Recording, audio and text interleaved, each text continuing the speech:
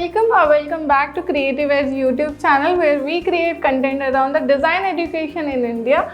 My name is Surbhi and I am a design educator at Creative Edge, and this video will be focused on everything about fashion designing. So if you are someone who aspires to become a fashion designer या आप generally एक fashion design के world के बारे में समझना चाहते हैं बिकॉज आप कंफ्यूज हैं कि आपको फैशन इंडस्ट्री ज्वाइन करनी है कि नहीं, so you are at the right place because in this video we are gonna be discussing everything that one needs to know about the industry of fashion design, right from the career opportunity, best colleges and the salary packages offered by the employers. Everything you will get to learn in this video. But before getting started with the video, you know the drill. Make sure कि आप channel को subscribe करें and bell icon press करना ना भूलें. So without any further ado, let's dive right in.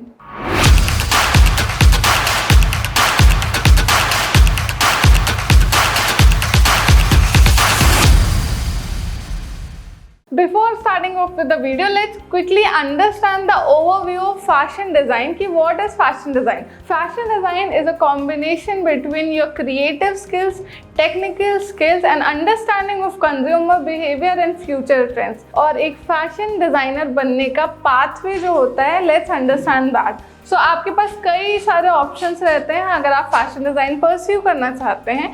Let's discuss each options one by one. सबसे पहला option आपको मिलता है कि आप बीडेस कर सकते हैं, that is bachelors in design specifically in fashion design.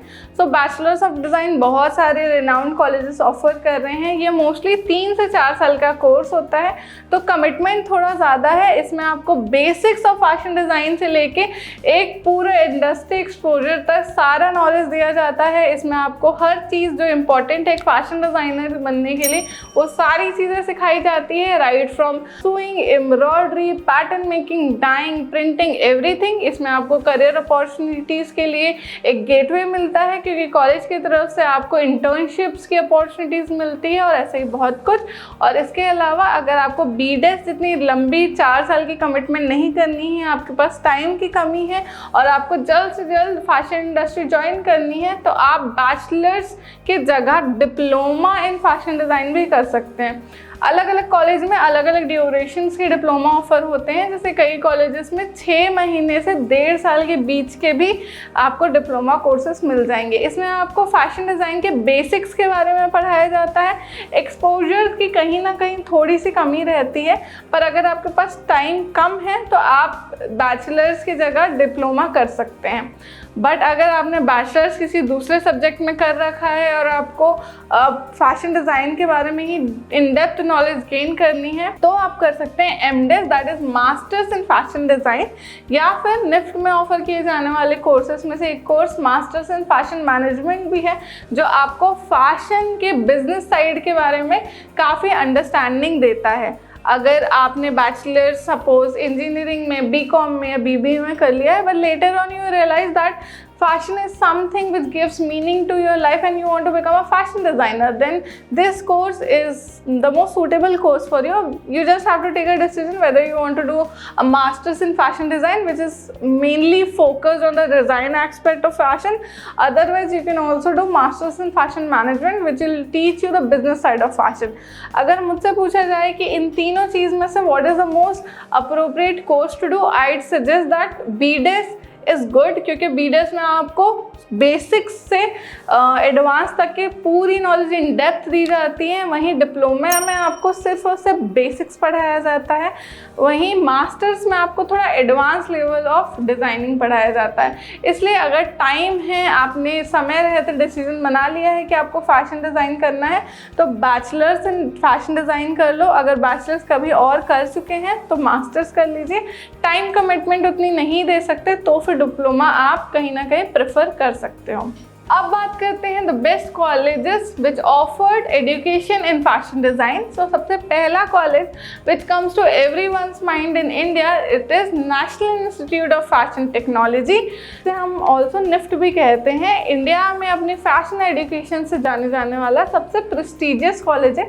इसके बाद सेकेंड नंबर में आता है UID, जिसका फुल फॉर्म है यूनाइटेड वर्ल्ड डिज़ाइन इंस्टीट्यूट जो कि अहमदाबाद में है। काफ़ी अच्छा उनका करिकुलम है, इंटरनेशनल एक्सपोजर काफ़ी मिलता है, इंटरनेशनली टाइप्स हैं उनके। इसके बाद the third college in my list is institute of Marangoni which is international institute. एक सेंटर इंडिया में भी है जो कि मुंबई में है। काफ़ी अच्छा कॉलेज है, अपने फैशन कम्युनिकेशन के लिए और फैशन डिज़ाइन, अपैरल डिज़ाइन जैसे कोर्सेज के लिए जाना जाता है। इसके बाद आता है Anant national university. Again this is based in Gujarat. काफ़ी अच्छा कॉलेज है, काफ़ी रिनाउंड है for their education in fashion. And then the last one in my list is Atlas skill tech university. ये भी काफ़ी ज़्यादा अच्छा कॉलेज है, काफ़ी एक्सपीरियंस फैकल्टीज़ के साथ साथ इंफ्रास्ट्रक्चर आपको एक अच्छा मिलता है और इसके साथ साथ काफ़ी साल का एक्सपीरियंस है इन्हें in the field of fashion design. So अगर आपको ये सारे कॉलेज में एडमिशन मिलता है तो काफ़ी अच्छी बात है। अगर आपको इन कॉलेजेस के अलावा कोई कॉलेज में पढ़ना है, कोई और कॉलेज पे आपको इंटरेस्ट है ज़्यादा, तो मेक श्योर करिए कि आप कुछ चीज़ों आगे चेक कर लीजिए। फर्स्टली चेक करिए कि उनका जो फैशन डिज़ाइन डिपार्टमेंट है वो कितना पुराना है। जितना ज़्यादा पुराना वो डिपार्टमेंट है उतना ज़्यादा उन्हें उस फील्ड में एक्सपीरियंस होगा, उतने ज़्यादा इंडस्ट्री कनेक्ट्स होंगे और उतना बड़ा उनका एलुमनाई नेटवर्क होगा।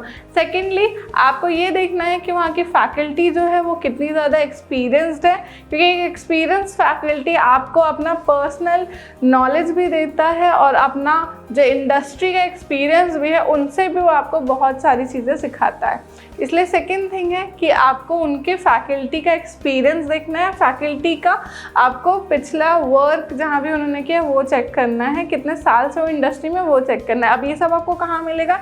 ये सब आपको मिलेगा उनके ऑफिशियल ब्रोशर में। ऑफिशियल ब्रोशर में सारी डिटेल्स रहती है, कब उन्होंने वो कोर्स चालू किया, कौन से फैकल्टी किस डिपार्टमेंट में हैं, कौन से फैकल्टी कितने साल से पढ़ रहे हैं, every detail you will get there in the brochure.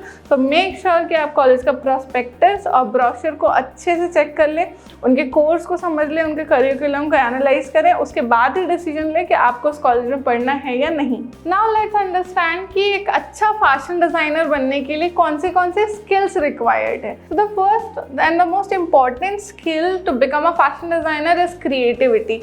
Fashion design और any design per se is a creative field. अगर आप क्रिएटिव हैं तो ही आप एक अच्छे डिज़ाइनर बन सकते हैं। एक फैशन डिज़ाइनर को चीज़ें पहले से अच्छे से विजुअलाइज करनी पड़ती है, तभी वो उसको फिजिकली मैनिफेस्ट कर पाते हैं। इसलिए अगर आपकी इमेजिनेशन अच्छी है, आपका विजुअलाइजेशन अच्छा है, आपको बहुत ज़्यादा आर्ट एंड क्राफ्ट में इंटरेस्ट था, आप बहुत ज़्यादा क्रिएटिव हैं, हमेशा से आर्टिस्टिक है, then fashion designing can be a field for you. The second skill which is required to become a fashion designer is technical skills, which include mostly the softwares, क्योंकि एक फैशन डिज़ाइनर जो रहता है वो अपनी चीज़ों को कम्युनिकेट एक विजुअल फॉर्मेट में करता है और उस विजुअल फॉर्मेट को सीखने के लिए आपका इम्पॉर्टेंट है कि आप सारे सॉफ्टवेयर सीख जाएं जो डिज़ाइनिंग में काम आते हैं। वो सॉफ्टवेयर है मोस्टली फोटोशॉप, कोरल ड्रॉ या इलस्ट्रेटर। अभी नए नए कॉलेजेस में और अलग अलग तरह की भी आपको सॉफ्टवेयर सिखाए जा रहे हैं, बट ये 3 सॉफ्टवेयर थे जो मैं अपने टाइम में जब मैं डिज़ाइन कर रही थी तो मेरे कॉलेज में सिखाए गए थे हमें। इसके अलावा भी आपको बहुत सारे ऑटोकैड के सॉफ्टवेयर सिखाए जाते हैं, तो ये बहुत ज़्यादा इंपॉर्टेंट है। इसके अलावा आपको बेसिक नॉलेज होना चाहिए स्विंग की और पैटर्न मेकिंग की। इसलिए नहीं कि आपको वो करना पड़ेगा, इसलिए ताकि आप आपके अंडर जो काम कर रहे हैं उनको एक प्रॉपरली गाइडेंस दे सकें। इसके अलावा एक फैशन डिज़ाइनर को ट्रेंड एनालिसिस करने का नॉलेज होना चाहिए। फ्यूचर में कैसे ट्रेंड्स आने वाले हैं, कौन सा ट्रेंड सबसे ज़्यादा चलेगा, कौन सा ट्रेंड जो है वो सेलिब्रिटीज़ में पॉपुलर हो रहा है, ये एनालाइज करना एक फैशन डिज़ाइनर के लिए बहुत ज़्यादा इंपॉर्टेंट है। So as a fashion designer आपको फैशन फोरकास्ट करना और फैशन प्रिडिक्ट करना आना चाहिए। The fourth skill which is required to become a successful fashion designer is to understand the consumer behaviour. Consumer कैसा बिहेव करता है, किस टाइप के कपड़े उनको पसंद आते हैं, किस टाइप की किस टाइम वो ज़्यादा प्रॉम्प्ट होते हैं टू बाय स्टफ़, किस कलर से वो ज़्यादा अट्रैक्ट होते हैं, ये सब आपको कंज्यूमर बिहेवियर में सीखना पड़ता है। कंज्यूमर की साइकोलॉजी समझनी पड़ती है कि किस टाइप की मार्केटिंग ज़्यादा इम्पैक्टफुल रहेगी आपके मटेरियल्स, आपके गारमेंट्स को सेल करने में। And the first and very important point is communication skill. एक गुड कम्युनिकेशन स्किल, एक सोशलाइजिंग स्किल आपके लिए बहुत रिक्वायर्ड रहेगी, क्योंकि डिज़ाइनिंग इंडस्ट्री है वो नेटवर्किंग में चलती है, सोशलाइजिंग में चलती है। अगर आप अपने अच्छे से कॉन्टैक्ट बिल्ड कर पा रहे हैं तो आप फैशन इंडस्ट्री में अच्छे से सर्वाइव कर पाएंगे। और अगर कहीं ना कहीं आप थोड़े शाय है, इंट्रोवर्ट है, then life will be a bit tough for you. So maybe आप कोशिश करें कि आप जितना ज़्यादा से ज़्यादा अपने आइडियाज़ को पुट फॉरवर्ड करें, एक्सप्रेस करें और पार्टिसिपेंट रहे in all the conversation which are people having around you. Now let's talk about the major employers for fashion designer. Fashion designer की नौकरी के लिए आपको कौन सा मेजर एम्प्लॉयर्स मिलते हैं? तो सबसे पहले लग्जरी सेक्टर आता है। लग्जरी सेक्टर जो क्लास को सर्व करते हैं, जो मासेस के लिए नहीं होते। इसके अंदर जो मेजर ब्रांड्स आते हैं वो है लुई विटॉन, शनेल, वर्साचे, अरमानी, ये सारे की प्रेजेंस इंडिया में भी है। सारे अलग अलग ब्रांड के अंडर हैं अभी। तो ये जो मेजर ब्रांड्स हैं काफ़ी सारे रिलायंस के अंदर आते हैं, बहुत सारे लैंडमार्क ग्रुप के अंदर आते हैं, बहुत सारे टाटा के अंदर आते हैं।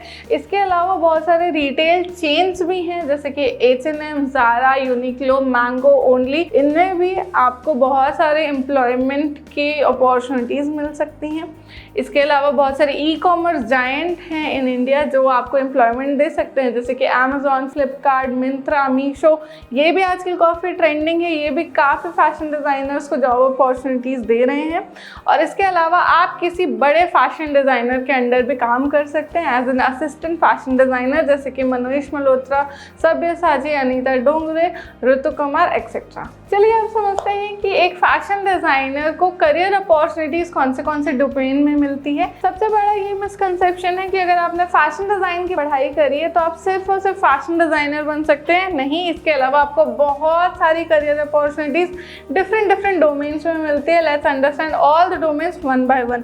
Firstly and the most basic one, अगर आप फैशन डिज़ाइनिंग करते हैं तो आप फैशन डिज़ाइनर बन सकते हैं, जिसमें आपको एस्थेटिक वे में डिज़ाइनिंग करने को मिलती है, जो कि आप गारमेंट डिज़ाइन कर सकते हैं, एसेसरी कर सकते हैं, अलग अलग डोमेन्स में डिज़ाइन कर सकते हैं। जैसे फुटवेयर डिज़ाइनर बन सकते हैं, आप बैग डिज़ाइनर बन सकते हैं, आप हेडगेयर डिज़ाइनर बन सकते हैं, कॉस्ट्यूम डिज़ाइनर बन सकते हैं। डिज़ाइनिंग में भी बहुत अलग अलग टाइप के डोमेन्स रहते हैं, तो आप कोई भी अपना स्पेशलिटी चूज़ करके उस डोमेन में आप स्पेसिफिकली डिज़ाइन कर सकते हैं।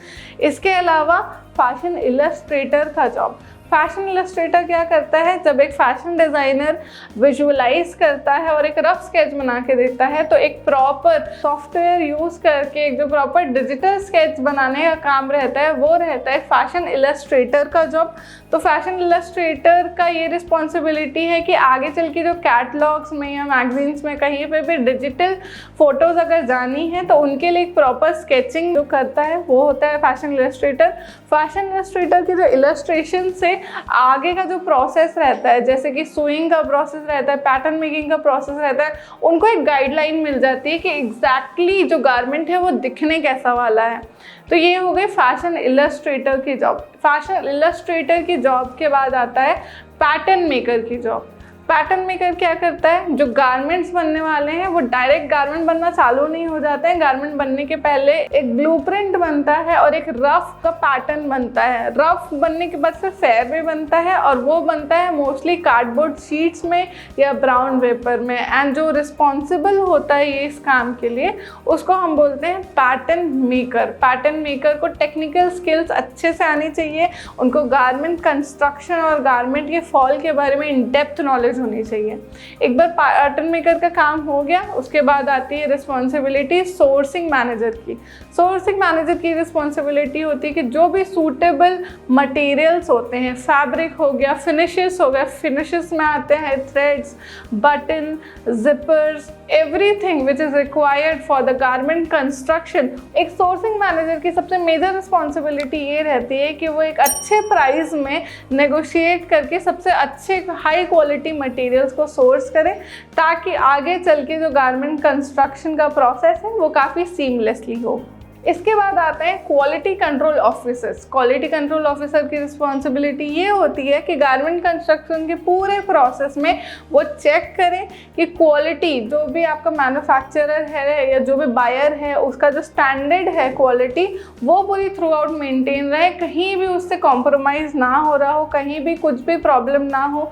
अगर आपके गारमेंट में थोड़ा सा भी डॉट, कहीं डर्ट का लग गया या कहीं से भी थ्रेड ब्रेक हो गया, तो वो पीस तुरंत रिजेक्ट हो जाना चाहिए, रेक्टिफाई होना चाहिए।